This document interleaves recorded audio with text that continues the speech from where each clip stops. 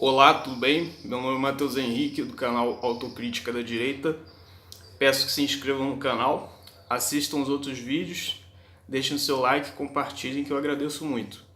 Esse assunto que eu pretendo apresentar hoje, né, são as minhas reflexões sobre o dilema do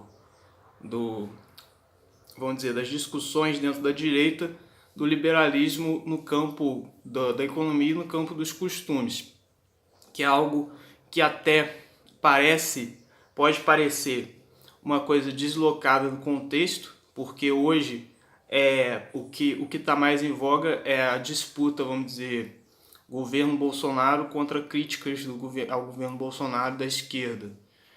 Críticas no âmbito cultural, contra as medidas do governo, e basicamente o debate político parece que se restringe só a isso, parece que os agentes políticos esqueceram o campo das ideias, né? E quando na verdade eu acredito que essa eleição do Bolsonaro só aconteceu por causa de uma situação em que foi o trabalho do Olavo de Carvalho propiciou uma superioridade intelectual do grupo conservador em relação aos outros grupos. E aí, mas o Bolsonaro não sabe qual que é o pensamento do Olavo de Carvalho. Os deputados do PSL não sabem qual que é o pensamento do Olavo de Carvalho. Eles podem ter... O Bolsonaro não leu o livro do Olavo, ele colocou ali só para dizer que leu, mas não leu. Mas ainda que realmente tenha sido isso, eu acredito que se não fosse o trabalho do Olavo de Carvalho, não seria veiculado na sociedade o conjunto de ideias que, mesmo o Olavo não se denominando conservador, não procurando defender, criar uma teoria para defender as ideias conservadoras, o Olavo, inegavelmente, foi o cara que colocou em circulação no Brasil os autores conservadores, e o próprio conceito de conservadorismo parece que ninguém sabia antes do trabalho do Olavo. Então, pelo simples fato dele ter colocado esses conceitos em circulação e dele ter feito muitas críticas à esquerda, o trabalho dele propiciou uma situação em que existe uma fundamentação intelectual consolidada no conservadorismo no Brasil, por incrível que pareça. E foi só por causa disso, eu acredito, que o Bolsonaro, que a campanha do Bolsonaro teve a força que ela conquistou. Porque se o Bolsonaro não tivesse buscado, eu acho que se não fosse o trabalho do Olavo, influenciando, mesmo que indiretamente, mesmo que o Bolsonaro não tenha lido os livros do Olavo, o trabalho do Olavo influenciou indiretamente a eleição do Bolsonaro. Aliás, diretamente, né, mas indiretamente a mentalidade em si do Bolsonaro, pode ser. Mas eu acho que se não fosse o trabalho do Olavo, não ia existir direita conservadora, porque a direita que existia no Brasil é a direita tipo Enéas, militarista, estatista. Não sei se o Enéas era saudosista do regime militar, mas eu sei que ele era estatista. E essa direita que existia no Brasil era saudosista do regime militar e estatista. Então o Bolsonaro não ia ter chamado Paulo Guedes, por exemplo, se não existisse o trabalho do Olavo de Carvalho, para veicular que é possível uma pessoa ser conservadora e ser liberal na economia e tal. Isso é a coisa mais óbvia. Se você for ver Inglaterra, Estados Unidos, é isso aí. O conservadorismo é o liberalismo econômico, mas a pauta dos costumes sempre foi. Mas aqui no Brasil não existia essa tradição. Existia, aliás, com o Carlos Lacerda, mas sumiu com o regime militar e nas últimas décadas não existia. Então, quem trouxe isso de volta, etc., foi o Olavo. Então eu acho que expliquei tudo isso aí só para falar que o que acontece na esfera política é um reflexo direto do que acontece na esfera intelectual. Mesmo as pessoas que não gostam de filosofia, que acham o livro de filosofia muito chato, as pessoas tentam desprezar a importância da filosofia, mas a verdade é que é a filosofia que decide os rumos políticos do país. E os debates do campo da filosofia, até da teoria do conhecimento, em primeiro lugar, e depois da teoria política e das discussões sobre ética, sobre o que é certo e errado, discussões sobre o que é ciência, o que você pode dizer que é verdadeiro, o que você não pode dizer. Tudo isso aí se reflete na política e acaba decidindo. O que acontece nos debates intelectuais acaba decidindo os rumos do país nos próximos anos, né, próximas décadas. Então, por isso que eu acho que foi uma lástima, pelo menos a impressão que eu tenho é que houve antes das eleições, o debate era mais acalorado no âmbito da defesa das teorias políticas, e depois do debate depois das eleições o debate se tornou mais pró-Bolsonaro, pró-medidas concretas do governo Bolsonaro e contra essas medidas concretas, e esqueceram a teoria política. Eu acho até que antes do Temer, no governo Dilma, é que foi o ápice assim, dos debates sobre teorias políticas, no YouTube, Facebook, que eu acompanhava. E isso meio que caiu em desuso, e eu acho que isso é uma lástima, porque esses debates é que vão decidir o futuro. Agora o Bolsonaro pode estar no governo, só que daqui a 10 ou 15 anos não tiver mais ninguém defendendo o discurso conservador, é impossível um governo conservador. Enfim, espero que eu tenha conseguido esclarecer esse meu ponto aí da influência da esfera intelectual na esfera política. Então, voltando para essa área, é que eu vejo a questão da problemática dos debates, né, sobre o liberalismo e o conservadorismo. Que eu percebo hoje que essa discussão aí, que eu até vi um título de um artigo, não existe liberal, conservador, etc., que para você ser liberal verdadeiro, tal, você tem que concordar com aquela teoria filosófica liberal, que existe uma síntese entre as liberdades individuais e uma filosofia moral baseada na liberdade do indivíduo e as liberdades econômicas. E que o livre mercado e a sociedade capitalista, etc., foi foi um reflexo natural dessa própria concepção de liberdade, concepção moral de liberdade individual, que é intrínseca à própria natureza humana, que, portanto, é a filosofia moral que está certa. É mais ou menos isso. Então, para você concordar com o capitalismo, você teria que concordar com toda a cosmovisão liberal que coloca a liberdade individual de escolha em primeiro lugar, como o elemento da existência humana mais importante em relação à dedução de uma filosofia moral e de princípios morais a partir daquilo, entendeu? Você tem que criar uma teoria moral baseada na liberdade humana, porque a liberdade humana é o mais importante para esse fim. Então, para você aceitar o livre mercado, você teria que aceitar toda a filosofia, a cosmovisão baseada nisso. O que está em voga é mais ou menos isso. Só que isso entra numa problemática muito grande, porque isso exclui todas as filosofias morais que foram desenvolvidas antes e que não dão a liberdade individual mesma natureza, aliás, mesma importância que o liberalismo, John Locke ou os libertários, sei lá, a partir do John Locke, ou Stuart Mill, ou sei lá. Então acontece o seguinte,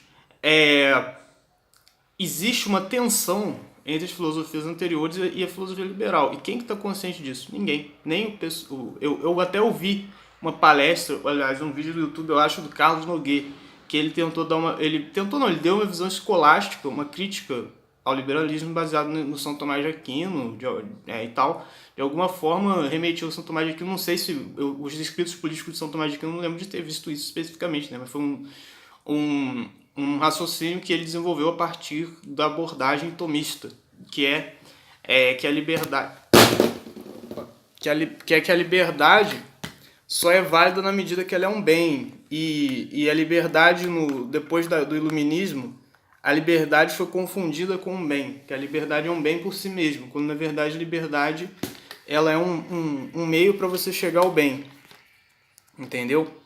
E esse que aí é o erro do liberalismo e tal, que na verdade a filosofia política tomista coloca o bem comum como objetivo do governo, bem comum da sociedade, etc. Que inclusive isso eu digo que todo mundo me apedreja por causa disso, mas eu digo que é a mesma coisa que o princípio utilitário, que é o maior bem possível para o maior número de pessoas possível. Então, tipo, a filosofia política do Stuart Mill, na verdade, foi uma explicitação de um princípio que já estava contido lá na filosofia política do São Tomás, na carta que ele fez a conselhos para o rei do Chipre, não sei o que, já falava que a finalidade da política era o bem comum, não sei o que, e a filosofia política do Aristóteles, pelo que eu li, parece que é a mesma linha. Então a única coisa foi que o Stuart Mill, aliás, o Jeremy Bentham, né, que foi o primeiro formulador do princípio utilitário, explicitou o maior bem possível para as pessoas. O Stuart Mill deu uma abordagem vamos dizer, colocando muita ênfase na liberdade individual, etc. Mas o fato é que, assim, Essa tensão entre a filosofia política anterior ao liberalismo, que prioriza o bem, e a filosofia iluminista, que prioriza a liberdade individual, eu nunca li nada sobre isso. Eu nunca vi uma discussão bem desenvolvida aí sobre isso. Os conservadores que vão discutir com os liberais só leem o Roger Scruton e o Edmund Burke, que não tem nada a ver. Quer dizer, eles foram feitos, vamos dizer, eu acho que a filosofia do Roger Scruton e do Burke foram feitos para reagir a contextos sociais muito diferentes do contexto que é assim um combate às ideias liberais. Eu acho que a filosofia do Burke e do Scruton e até em grande parte o trabalho do Olavo de Carvalho só serve para refutar o comunismo, entendeu? Isso é, porra, para refutar o comunismo você lê o Eric Voegelin, o Olavo de Carvalho e, porra, dá para você refutar qualquer coisa do comunismo no âmbito de filosofia moral ou aplicação daquilo na sociologia, na política, etc. Mas agora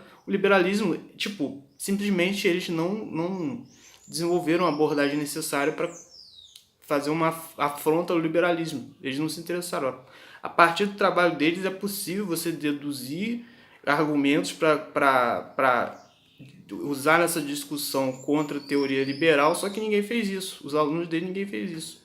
O que eu busco, por incrível que pareça, né, o que eu achei mais adequado aí para fazer um confronto real entre liberalismo e filosofias não liberais foi o Carlos Noguet, que na crítica dele ao liberalismo ele enfatiza essa parte aí do da natureza da liberdade para o iluminismo e para os escolásticos e tal. Então ele dá uma visão religiosa, etc., mas quem procura elaborar filosofica, intelectualmente, etc., essa discussão da melhor método, eu acho que é o do Carlos Noguet. E não que o Olavo tenha um demérito por causa disso, porque simplesmente o Olavo nunca foi prioridade na vida dele desenvolver um discurso para combater a teoria libertária. Até quando o próprio Olavo fala da direita como liberal conservadora, eu acho que mostra que o Olavo não está muito informado sobre, vamos dizer, a constituição da direita brasileira dos últimos anos, desde que ele foi para os Estados Unidos. Porque liberal conservador no Brasil é uma coisa que, assim, quem é liberal conservador mesmo é o povão que não sabe o que é isso.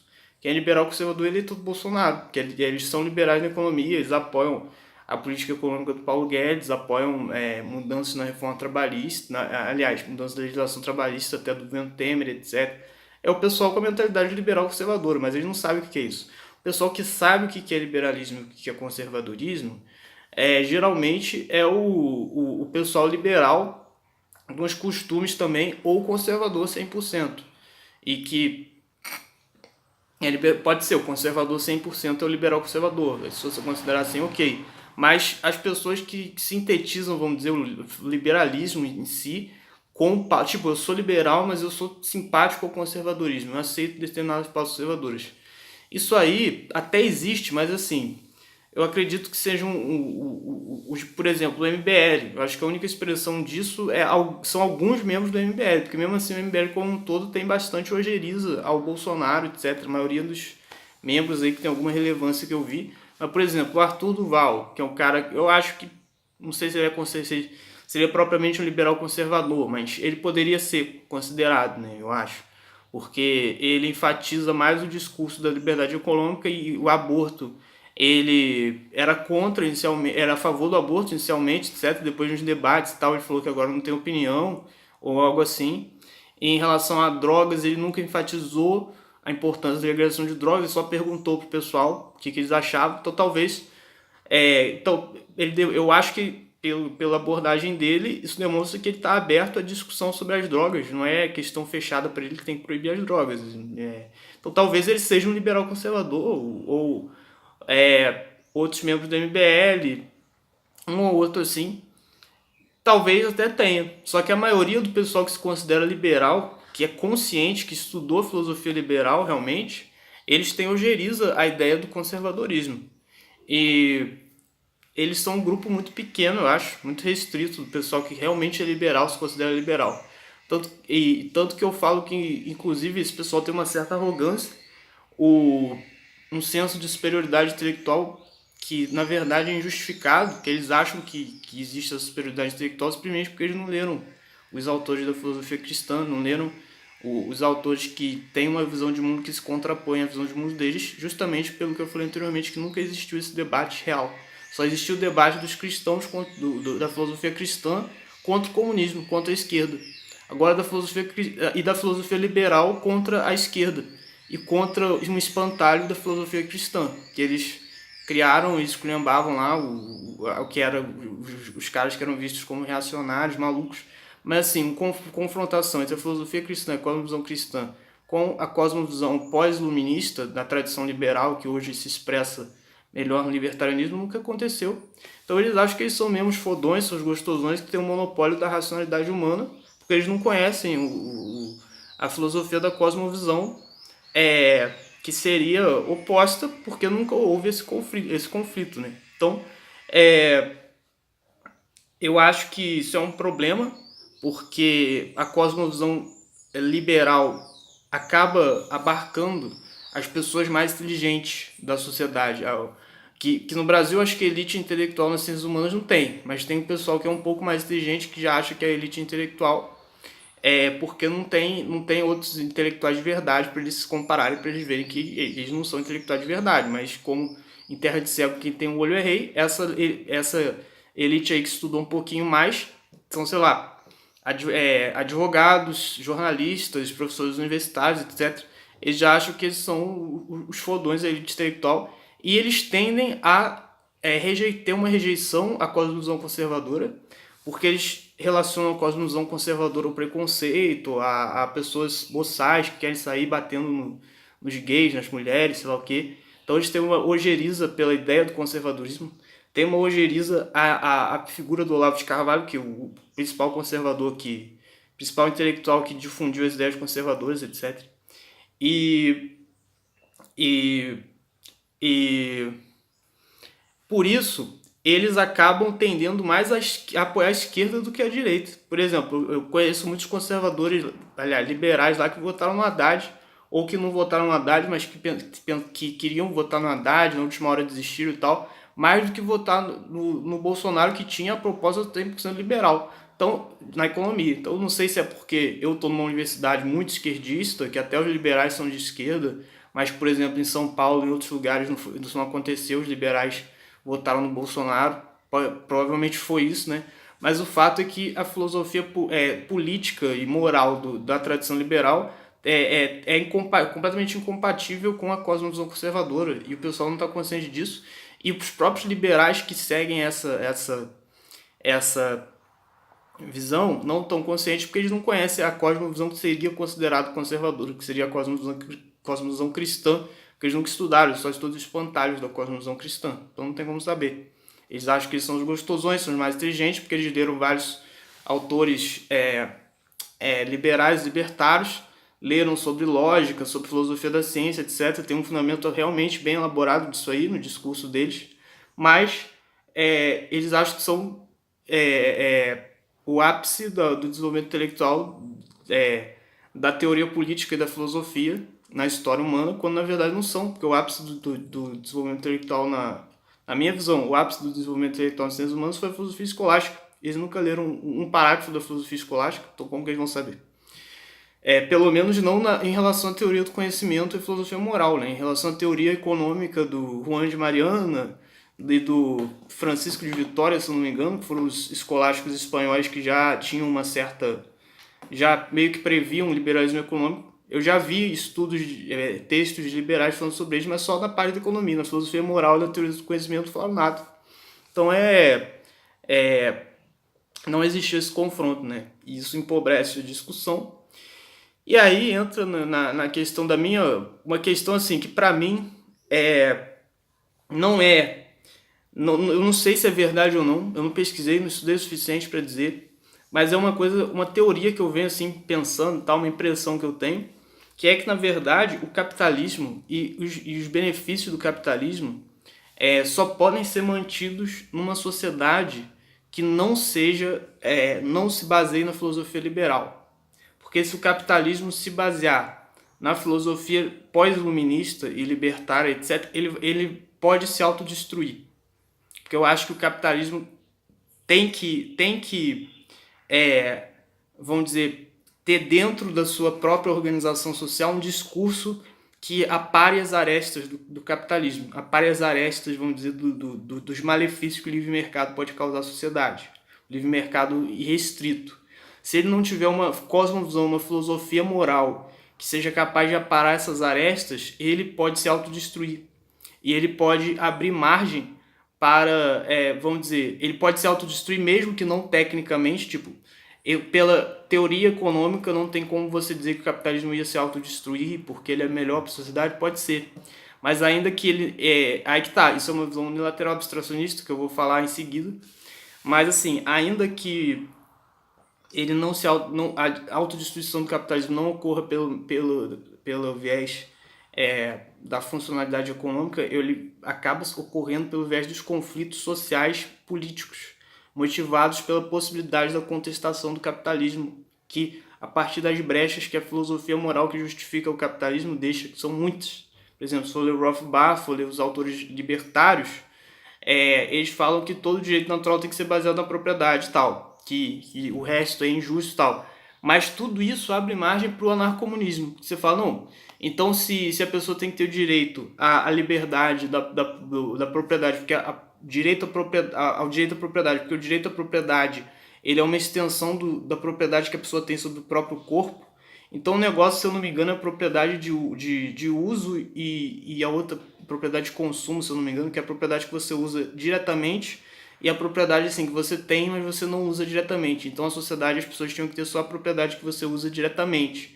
Então, tipo, se você tem a propriedade do seu corpo, beleza, uma coisa que você usa diretamente. Então você só pode ter propriedade das coisas que você usa diretamente, que é a sua casa, a sua roupa, e você não pode, tipo, investir na bolsa e fazer especulação financeira. Então isso e não pode comprar um terreno e deixar o terreno no seu nome, porque isso é anarcomunismo, porra. Então a argumentação que o Rothbard utiliza para dizer que o ser humano tem o direito natural à propriedade, porque a própria existência da propriedade do seu corpo mostra esse direito natural à propriedade, não mostra que ele é um direito natural à propriedade ao capitalismo em si. Ele mostra que é um direito à propriedade que você consome diretamente. Então, tipo, isso o anarcocapitalismo também, o anarcomunismo também fala. O anarcomunismo também fala que você pode ter direito à propriedade da sua casa, da sua roupa, da sua comida. Só que você não pode, por exemplo, comprar um terreno e deixar no seu nome. Ou comprar ações e etc., comprar títulos, porque isso aí não é o que você vai consumir diretamente. Então, é o anarcomunismo. Então, dentro do anarcocapitalismo e do libertarianismo, existem muitas falhas internas que abrem margem para contestação no âmbito intelectual, no ativismo político, que vai abrir margem para grupos anarcomunistas que vão, que podem, vamos dizer, criar tumulto na sociedade e contestar a ideia do direito à propriedade. Então, pelo fato da filosofia que baseia, fundamenta o direito absoluto à propriedade ser frágil, se ter muitas falhas internas, ela abre margem para uma contestação muito forte, muito presente dos movimentos anarcomunistas, socialistas, sei lá o quê, que vão contestar esse direito à propriedade. Então, pelo próprio fato da filosofia moral que fundamenta, que justifica o capitalismo, abrir margem para a contestação dos grupos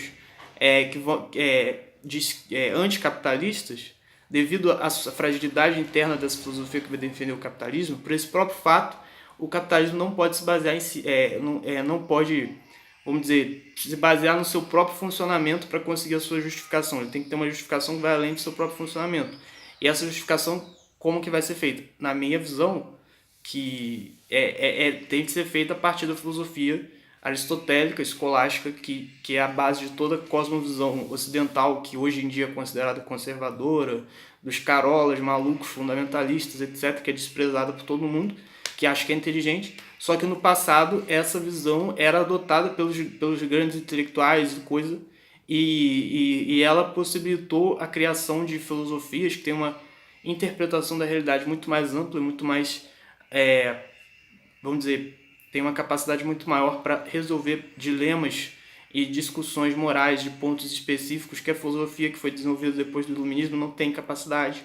Então, por exemplo, se o capitalismo for justificado pela ideia tomista, pela abordagem tomista aristotélica do bem comum, que o capitalismo é o melhor, pelo não ser perfeito e tal, é o melhor para o número de pessoas, então ele é bom pro bem, ele é adequado para o bem comum. E se a formulação da ideia do bem comum seguir a linha, a abordagem aristotélica, escolástica, etc., e hoje da filosofia cristã, para você definir o que é o bem e por que esse bem, mesmo não sendo uma sociedade perfeita, deve ser defendido em detrimento de uma aposta numa sociedade perfeita que pode causar mais danos à sociedade atual do que seguir essa concepção de bem. Então, por que tem que acontecer isso? Tudo isso tem que ser baseado numa cosmovisão que segue a filosofia aristotélica e escolástica, e a filosofia cristã no geral. E, então eu acredito que se o capitalismo fosse... E essa cosmovisão, ela tem os limites, ela possibilita a limitação do próprio capitalismo. Por exemplo, a propriedade deve ser defendida sim, deve ser defendida até um amplo grau vamos dizer, ela deve ser quase inviolável, mas não totalmente inviolável, porque às vezes a violação da propriedade é melhor para se adaptar ao bem comum. Então a propriedade deve ser defendida na medida que ela é o bem comum, que ela proporciona o bem comum. Se ela não proporcionar o bem comum, ela pode ser, vamos dizer, infringida em algumas graduações. A pessoa não vai ser roubada completamente, mas pode ser, por exemplo, cobrado impostos. O exemplo que eu dei no vídeo do imposto não é roubo. Se tiver 5 famílias lá bilionárias e 500 pessoas passando fome, você vai estar roubando essas 5 famílias para dar dinheiro para essas 500 pessoas. Tudo bem que não é assim que acontece na economia. Essa ideia do Robin Hood nunca dá certo, etc. Mas num exemplo hipotético, só para demonstrar que a propriedade não é um bem em si, a propriedade é um meio para chegar ao bem. Se essas 5 famílias bilionárias fossem egoístas, não quisessem dar o dinheiro e deixassem os outros 500 passando fome, o cara roubar essas famílias bilionárias, uma coisa que não ia fazer falta para eles, mas que ia alimentar essas outras 500 pessoas, seria o maior bem possível, com o maior número de pessoas possível. Então, o direito à propriedade ser violado, ser relativizado ali, ia ser o maior bem com o maior número de pessoas. Então, assim, essa própria abordagem aristotélica e da filosofia é o princípio utilitário do Jeremy Bentham, etc., mas é baseado não é o princípio utilitário e propriamente na medida que eles elaboraram isso. É o princípio do bem comum na medida que é a mesma coisa da filosofia política de São Tomás de Aquino e de Aristóteles, entendeu? Então isso aí permite que os excessos e que os problemas do sistema capitalista sejam corrigidos dentro do próprio sistema capitalista a partir dessa concepção filosófica maior. Mas isso é uma teoria que eu estou desenvolvendo ainda, a partir de impressões que eu tenho. Não sei se é isso mesmo ou não, eu acho que tem muitos indícios de que seja isso mesmo, mas eu não sei. E não sei também nada do aspecto econômico, das implicações econômicas disso, se alguma coisa em relação à funcionalidade econômica pode contestar essa minha teoria, isso eu não sei nada. Mas em relação, eu me restringo ao âmbito das discussões filosóficas sobre uma teoria moral que legitima o direito à propriedade ou não. E nesse âmbito eu vejo que as teorias que foram desenvolvidas pelo libertarianismo para defender o direito absoluto à propriedade são fracas. E uma sociedade em que o sistema capitalista se justifique nessas teorias é uma sociedade onde o capitalismo está fragilizado, consequentemente, e que sempre vai poder ser contestado por grupos que sejam anticapitalistas e que vão causar tumultuar a sociedade e tumultuar a própria ideia da legitimação do sistema capitalista. Por outro lado, se fosse legitimado numa abordagem aristotélica e escolástica, ele seria mais bem consolidado e ele teria, vamos dizer, mais força para não deixar que esses grupos anticapitalistas causassem tumulto na sociedade. Então é isso, muito obrigado.